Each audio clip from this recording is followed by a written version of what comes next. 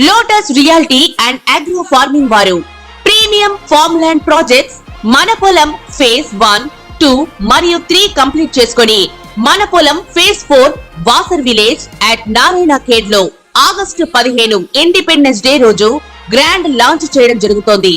Launching మరియు independence day సందర్భంగా 5 guntas land out rate లో బుక్ చేసుకున్న వారికి 1,50,000 రూపాయల డిస్కౌంట్ తో పాటు 2 గ్రాముల గోల్డ్ ఫ్రీగా ఇస్తున్నారు. పూర్తి వివరాలకు సంప్రదించండి. మహాలయ పక్షం. ఈ మహాలయ పక్షం అని అంటేనే మనకి భాద్రపద మాసంలో పితృదేవతల పితృపక్షాల్లో వచ్చిన తర్వాత ఆఖరి రోజున వచ్చేటటువంటి దాన్ని మహాలయ అమావాస్య అని అంటాం. ఈ అమావాస్య రోజుల్లో సాధారణంగా పితృదేవతలందరూ కూడా పొన్నామ నరకాలలో ఉన్నటువంటి వాళ్ళంతా కూడా భూమి మీదకి దిగే రోజు ఇది. కాబట్టి భూమి అంతా కూడా చాలా బిజీగా ఉంటుంది. ఎలాగైతే హైటెక్ సిటీ రోడ్ని అంతా కూడా కారులతో మరి బిజీగా జేఎన్టీయూ ఫ్లైఓవర్ దగ్గర నుంచి హైటెక్ సిటీ దాకా ఎంత బిజీగా ఉంటుందో, దాటుకోవడం ఎంత కష్టమో, అంతమంది పితృదేవతలంతా కూడా భూమి మీదకి వచ్చేస్తారు. దేనికోసం? పున్నామ నరకం నుంచి మమ్మల్ని తప్పించరా బాబు, ఏదో ఒకటి చెయ్యి అని చెప్పేసి. కాబట్టి ఈ మహాలయ అమావాస్య మనకి ఎప్పుడు వచ్చిందంటే అక్టోబర్ 2వ తేదీ 2024 సంవత్సరంలో రావడం జరిగింది. కాబట్టి ఈ అమావాస్య రోజున చాలా గందరగోళాలు జరిగిపోతాయి. ఎందువలన అంటే ఆ తర్వాత కూడా జరిగిపోతాయి. ఎందువలన అంటే అసలు పితృపక్షాలు అన్నారు దీన్ని. మామూలుగా అయితే అపరకర్మలు అన్నీ కూడా చేసుకుంటారు. అపరకర్మలు అంటే చనిపోయినటువంటి వాళ్ళకి పిండాలు పెట్టుకోవడం, ఇవన్నీ కూడా శ్రాద్ధ కర్మలు, తర్పణాలు, ఇవన్నీ కూడా. కాబట్టి ఇప్పుడు ఈ శివుడు పరమేశ్వరుడు వీళ్ళకి ఈ పితృదేవతలకి ఇచ్చేసినటువంటి రోజు. అంటే శివుడు 3వ కన్ను తెరిస్తే ఏ విధంగా అయితే ప్రళయాలు జరుగుతాయో ఆ విధంగా ఈ మహాలయ అమావాస్య, ముఖ్యంగా ఈ సంవత్సరం క్రోధినామ సంవత్సరంలో మహాప్రళయాలు జరుగుతాయి. చాలా మంది ఎవరైతే తల్లిదండ్రులను చూడకుండా వార్ధక్య స్థితిలో నిర్దాక్షిణ్యంగా వదిలేసినటువంటి వాళ్ళ భరతం పట్టడానికి శనీశ్వరుడు మహాలయ అమావాస్య రోజున యముడు కాసుకుని కూర్చున్నారు. చిత్రగుప్తుడు లెక్కల చిట్టా తీస్తాడనమాట మీ అందరికీ కూడా. కాబట్టి భార్యకు భయపడి మనం తల్లిదండ్రులకు తిండి పెట్టకుండా ముసలాళ్ళకి దూరంగా పెట్టి మనం సాఫ్ట్వేర్ ఇంజనీర్లుగా అమెరికాల్లోనూ ఆస్ట్రేలియాలోనూ సెటిల్ అయిపోయినటువంటి వాళ్ళందరికీ కూడా ఎవరైతే తల్లిదండ్రులని చూడలేదో వాళ్ళకి స్పెసిఫిక్ గా చెప్తున్నాను, ఓల్డేజ్ హోముల్లో వేసేశారో, మేము డబ్బులు పంపిస్తున్నాం కదండి నో ప్రాబ్లం అని బిల్డప్లు ఇచ్చేటటువంటి వాళ్ళు, మేము చదువుకున్నామని అహంకారంతో ఉన్నటువంటి వాళ్ళు, మేము ఉన్నతమైనటువంటి సాఫ్ట్వేర్ పోస్టుల్లో ఉన్నాం లేకపోతే ఈ పోస్టుల్లో ఉన్నామని బిల్డప్లు ఇచ్చేటటువంటి ప్రతి ఒక్కడికి ఈ చిట్టా తీయడం జరుగుతుంది చిత్రగుప్తుడు. కాబట్టి ఈ మహాలయ అమావాస్య రోజున ఎందుకు మీకు ఈ అక్కడిని కష్టాలు ఎందుకు వస్తున్నాయంటే మనం చేసినటువంటి కర్మల వలన పైన గ్రహాలు ఆ విధంగా అవి మనకి ఆ ఫలితాలను ఇస్తాయన్నది అందరికీ తెలిసినటువంటి విషయమే. ఒక కుజుడు రూపంలో, ఒక శని రూపంలో మనల్ని పట్టి పీడించడం అనేటటువంటివి జరుగుతాయి. కొన్ని రాసుల వాళ్ళకి మహాలయ అమావాస్య తర్వాత యాక్సిడెంట్లు అయిపోతాయి, కాలు చేతులు ఉండవన్నమాట. నేను చాలా మందిని చూశాను. ఆ తర్వాత ప్రతి దానికి కూడా ఒక వ్యక్తిని నేను చూశాను. KPHB 4th phase లో భరత్ నగర్ ట్రైన్లో వెళుతూ వాళ్ళ మరదలను చూసుకోవడానికి వెళ్తున్నాడు. వెళ్తూ ఆ ట్రైన్ వదిలేస్తే పోయా, మరి నెక్స్ట్ ట్రైన్కి వెళ్ళొచ్చు కదా, మెట్రోలో ఎప్పుడూ ఉంటాయి కదా MMTSలు, ఎక్కడాని ట్రై చేశాడు. 2 కాళ్ళు 2 చేతులు తెగిపోయినాయి. అలా సంవత్సరాల బిడ్డ మీద ఉన్నాడు. మరి ఇవన్నీ ఎందుకు జరుగుతున్నాయండి? మన కర్మ. మరి అతను ఇప్పుడు చనిపోయాడు పాపం సంవత్సరాల తర్వాత. ఆ విధమైనటువంటి పరిస్థితి కొన్ని రాష్ట్రాల వాళ్ళకి ఇప్పుడు ఈ యొక్క మహాలయ అమావాస్య తర్వాత రాబోతోంది. దుర్మరణాలు, అక్రమ సంబంధాలు. మరి మేము చదువుకున్నాం, మనకి ధర్మ భీతి లేదు, పాప భీతి లేదు, దైవ భీతి లేదు, మన ఇష్టానుసారంగా మనం ప్రవర్తించవచ్చు మనం చెప్పి రెచ్చిపోయినటువంటి వాళ్ళందరికీ కూడా పోలీసులకు భయపడతారు. కానీ దేవుడికి భయపడాల్సిన ఇంగిత జ్ఞానం లేదా? దేవుడు భయపడాలన్న జ్ఞానం ఉండాలి కదా చదువుకున్న వాళ్ళకి. లేదు, చదువుకోలేని వాళ్ళకి ఎలాగూ లేదు, చదువుకున్న వాళ్ళకన్నా ఉండాలి కదా. అందుకే చదువుకున్న వాడికంటే చాకలోడు మేలు అని సామెత వచ్చిందనమాట. కాబట్టి అటువంటి వాళ్ళందరికీ కూడా ఈ యొక్క మహాలయ అమావాస్య రోజున రాజకీయ నాయకులు ఇటీవల కాలంలో మీరు చూసుకున్నట్లయితే వాళ్ళందరూ కూడా అక్రమ సంబంధాల్లో ఇరుక్కుపోయారు. అటు భార్య వచ్చింది, ఇటు ఉంపుడు గత్త వచ్చింది. ఇద్దరు వచ్చి సాక్ష్యాలు చెప్తున్నారు. వీడి పరువు ఎలాగో పోయే, వీడికి పరువే లేదు అసలు. తర్వాత సినిమా యాక్టర్లు డాన్స్ మాస్టర్లు, జానీ మాస్టర్, వీళ్ళు వాళ్ళు ఒక స్టేజ్కి వెళ్ళి ఒక డెవలప్మెంట్కి వచ్చి ధడేలని అక్రమ సంబంధాల్లో పడిపోయి వాళ్ళ కుటుంబ జీవన విధానాలనే పోగొట్టేసుకుని మార్చేసుకున్నారు. నో ఎథిక్స్ వీళ్ళందరికీ కూడా. కాబట్టి అలాగే మరి ఇప్పుడున్నటువంటి సినిమా యాక్టర్లు కబ్జాలు ఆక్రమించినటువంటి అవన్నీ కూడా అంత పేరు ప్రతిష్టలు ఉన్నటువంటి వాళ్ళ బిల్డింగ్లను పడగొట్టేయడాలు ఇవన్నీ కూడా వరుసలో జరిగిపోయినాయి. మరి ఇవన్నీ ఏమిటండి? వాళ్ళు ఏమైనా కావాలని చేశారంటే వీళ్ళ పాపపు ఫలితాలు పైన ఉన్నటువంటి గ్రహాల రూపాల్లో వచ్చి వీళ్ళని అట్టడుగున పీడిస్తాయన్నమాట. కాబట్టి ఈ యొక్క అమావాస్య, మహాలయ అమావాస్య అని దానికన్నా అన్నారు. అంటే ఎన్నో అమావాస్యలు వస్తాయి మనకి, నెలకు ఒక అమావాస్య చొప్పున 12 అమావాస్యలు వస్తాయి. మరి దీన్ని పెద్ద అమావాస్య, మహాలయ అమావాస్య అని ఎందుకన్నారు? పున్నామ నరకంలో మన పెద్దలందరూ కూడా ఏడుస్తూ ఉంటారనమాట. ఎప్పుడు వీడు పిండం పెడతాడా, తర్పణం పెడతాడని ఎదురు చూస్తూ ఉంటారు. మనం పెట్టం. కారణం ఏంటంటే పంతులు 2 లక్షల ప్యాకేజీలు అడుగుతున్నారు. ఈ పంతులు గాళ్ళు వీళ్ళొకళ్ళు ఏది చిన్నది చెయ్యాలన్నా సరే ప్యాకేజ్ చచ్చిపోయినప్పటి నుంచి ఎప్పుడు చచ్చిపోతాడా. అసలు అపరకర్మలు చేసేటటువంటి పంతులతో మనం స్నేహాలు చేయకూడదు. నాకు ఒకడు ఉండేవాడు నాగేంద్ర శర్మ అని. వాడితో నేను ఎక్కడికన్నా వెళ్తే ఏం చేసేవాడు అంటే ముసలోళ్ళని చూసుకునేవాడు ఫస్ట్. ఇంకా ఎంతకాలం బతుకుతారు, ఎన్నాళ్ళ నుంచి అని, అంటే ఏజ్ క్యాలిక్యులేషన్ చేసుకుంటాడు. 6 నెలల 3 నెలల వీడు ఎప్పుడు లేచిపోతాడు అన్నట్టుగా. కాబట్టి అపరకర్మలు ఎవరి బిజినెస్ వాడిది, వాళ్ళు తప్పు పట్టడం మనం తప్పు కాదు. కాబట్టి ఈ యొక్క అపరకర్మల్లో కొన్ని కరోనా టైంలో ఎలాగైతే అందరూ ఠపా లేచిపోయారో, మరి ఉద్యోగాలు అందరూ కూడా ఈ రావన్నమాట. ఈ మహాలయ అమావాస్య తర్వాత కొన్ని రాష్ట్రాల వాళ్ళకి వచ్చేటటువంటి సమస్య లేదు. నాకు వచ్చేటటువంటి కాల్స్లో మీరు కూడా సర్వే చేసుకోండి, భారత ప్రభుత్వం సర్వేలాగా మీరు కూడా సర్వే చేసుకోండి. ఒక్కడు కూడా నేను ఉద్యోగం చేస్తున్నానని చెప్పేవాడు 1% ఉంటాడు. ప్రైవేట్ జాబులే పని, గవర్నమెంట్ పోస్టులు కూడా కాదు. ఏమంటే గురుగారు నేను ఖాళీగా ఉన్నానండి, ఏమీ చేయట్లేదండి, నాకు డబ్బులు ఎలాగొస్తాయండి, నా సమస్యలు ఎలా పరిష్కారం అవుతాయండి, ఇదే ప్రశ్న ఎవరికి చెప్పినా. కాబట్టి ఈ యొక్క మహాలయ అమావాస్య తర్వాత కొన్ని రాశుల వాళ్ళకి చాలా కఠినంగా, భయంకరంగా మీకు ఉండబోతున్నాయి. మొట్టమొదటిగా మేషరాశి వారికి, వృషభ రాశి వారికి యావరేజ్గా ఉంటాయి.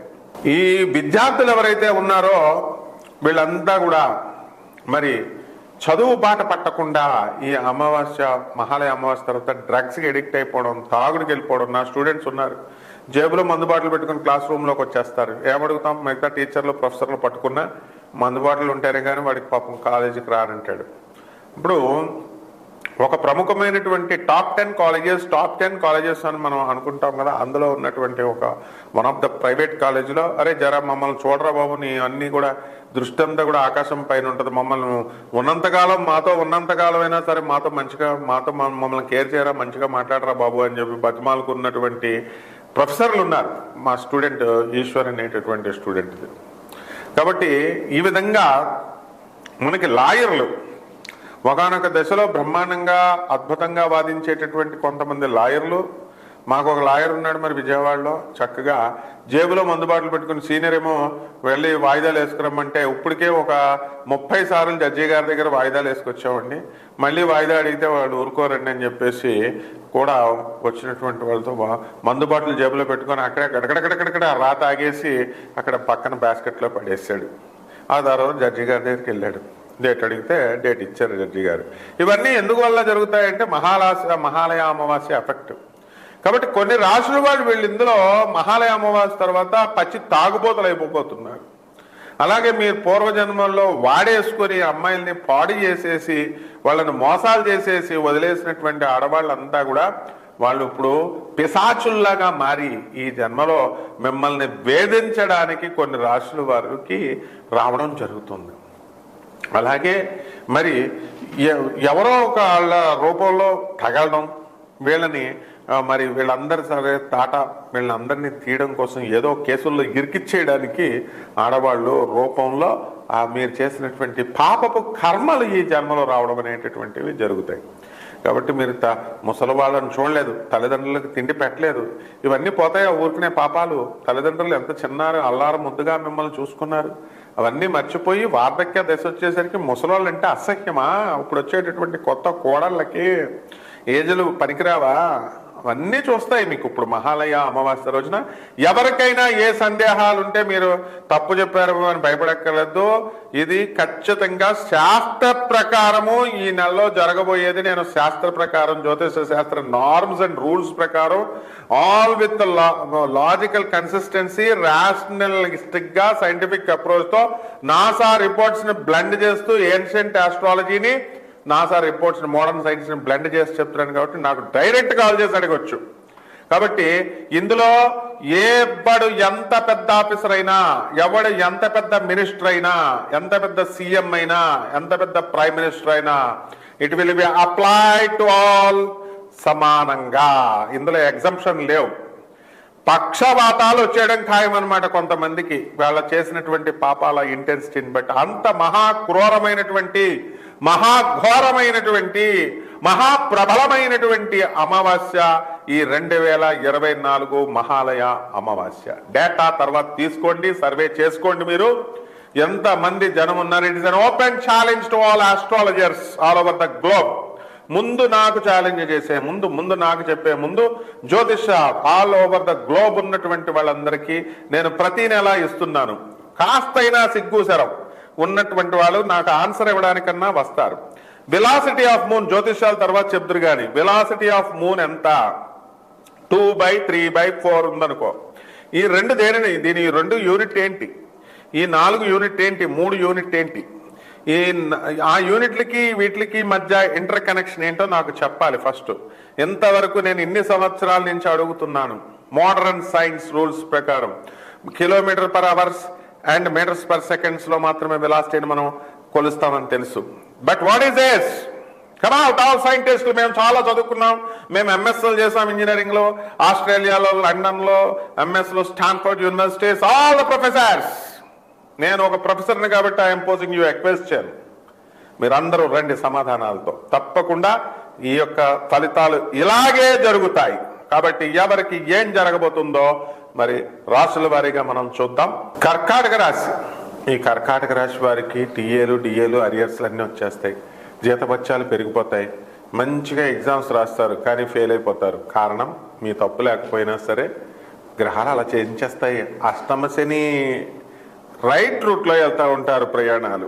కానీ అవతలోడు ఊరుకోడు కదమ్మా. అవతలోడు రాంగ్ రూట్లో వచ్చేస్తాడు, వచ్చి మిమ్మల్ని గుద్దేస్తాడు. మీకు ఆలోచన ఇరుకోవడం ఖాయం. కర్కాటక రాశి వాళ్ళకి ఈ నెలలో మహాలయ పక్షం తర్వాత జరగబోయేది ఇదే. ఏమండి గురుగారు నేను తప్పించేసుకుంటానండి అంటే, మీ వ్యక్తిగత జాతకంలో ఆ యోగం, యాక్సిడెంట్ యోగం లేకపోతే తప్పించుకోవచ్చు, లేకపోతే కుమ్మేస్తాయి అన్నమాట గ్రహాలు. శని కాసుకొని కూర్చున్నాడు. తర్వాత ఈ ఆడవాళ్ళు, ఈ ఆడవాళ్ళంతా కూడా విపరీతంగా తెగ చదివి పడేస్తూ ఉంటారు. ఉద్యోగం అండి, మా ఆడబడుచులండి, మా అత్తగారులండి, ఎంతసేపు దైవనామస్మరణ చేయంటే మా అత్తగారి నామాలు, మా ఆడబడుచు నామాలు, ఈ యొక్క నామస్మరణతో వాళ్ళ పాపాలు కూడా మీకు వచ్చేసి మీకు ట్రాన్స్ఫర్ రావాల్సింది ఇంకా ఆలస్యం అయిపోతుంది. మీకు కోరుకున్న చోటకి ట్రాన్స్ఫర్ రాదు. మీ ఇంటి చుట్టూ, ఆఫీస్ చుట్టూ మీరు తిరగాల్సిందే. అంత దూరమైనా సరే ఇంకా కొంత సమయం ఉందన్నమాట మీ అందరికీ కూడా. ప్రతి పనిని 1కి 4 సార్లు చేయడం ఈ విధంగా ఉంటుంది. ఇక రైతుల దగ్గరికి వచ్చేసరికి వీళ్ళ పరిస్థితి చాలా బాగుంటుంది. వీళ్ళ తీసుకున్నటువంటి లోన్లు కనుక కట్టకపోతే ప్రైవేట్ పర్సన్స్ దగ్గర తీసుకుంటారు కదమ్మా, గోండాలు ఇంటికి వచ్చేస్తారనమాట. వచ్చేసి మీకు ఏదో ఒక విధంగా మీ దగ్గర డబ్బులు అనేటటువంటి వసూలు చేయడం జరుగుతాయి. ధనస్థానంలో ఉన్నటువంటి వాడికి ధనం ఏమండి మాకు డబ్బు ఉందండి కానీ నేను ఇల్లు కొనలేకపోతున్నాను అనేవాడు ఇంకొంతకాలం పడుతుంది అయినా నీకు కొనడానికి. స్థలాలు లేనటువంటి వాళ్ళు స్థలాలు కొంటారు. పెళ్లిళ్ళు కానటువంటి వాళ్ళకి వివాహాలు అయిపోతాయి. మరి ఏమిటండి మాకు అడవిలో పడేసినా సరే ఏదో రకంగా డబ్బులు సంపాదించడం అనేటటువంటిది మీరు చేసేస్తారు. విద్యార్థులు బ్రహ్మాండంగా చదువుతారు కానీ పరీక్షల్లో ఫెయిల్ అయిపోతారు. రీవాల్యుయేషన్ మళ్ళీ యూనివర్సిటీలు కట్టాల్సిందే, డబ్బులు సమర్పించాల్సిందే. మీ యొక్క అదృష్టాన్ని బట్టి 2వసారో 3వసారో వాళ్ళు మంచి ప్రొఫెసర్లు పడడం, మీకు పాస్ అవ్వడం ఇలాంటివి జరుగుతాయి. కాబట్టి స్కాలర్షిప్లు కూడా 1కి 2 సార్లు ప్రయత్నించాల్సినటువంటి అవసరం ఉంది. సబ్సిడీలు కూడా 1కి 2 సార్లు ప్రయత్నించాల్సినటువంటి అవసరం ఉంది.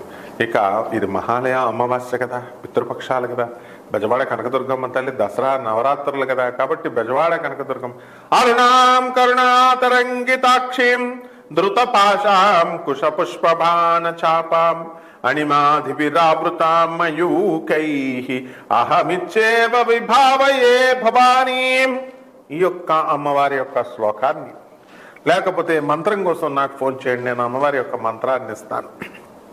మరి అటువంటి వాళ్ళంతా కూడా ఈ బెజవాడ కనకదుర్గమ్మ తల్లి మంత్రాన్ని మీరు కుంకుమార్చన చేసుకుంటూ మీ ఇంట్లోనే, ప్రతిదానికి గుడికి కాదు, పరుగులు కాదు, ఇలా ఈ రకంగా మీరు పూజలు ఇంట్లో చేసుకోవడం, పేదవాళ్ళకు కొంచెం సేవలు ఇవన్నీ కూడా చేసుకోవడం, మరి ఇంట్లో చక్కగా మహాకాళి అమ్మవారి యొక్క హోమాన్ని ఎవరైతే జరిపించుకుంటారో అటువంటి వాళ్ళందరికీ కూడా ఈ అష్టమ శని దోష ప్రభావం నుంచి బయటకు వచ్చేసి మీకు అందరికీ కూడా బ్రహ్మాండమైనటువంటి సుఖశాంతులు, శుభాలు జరుగుతాయి. శుభమస్తు.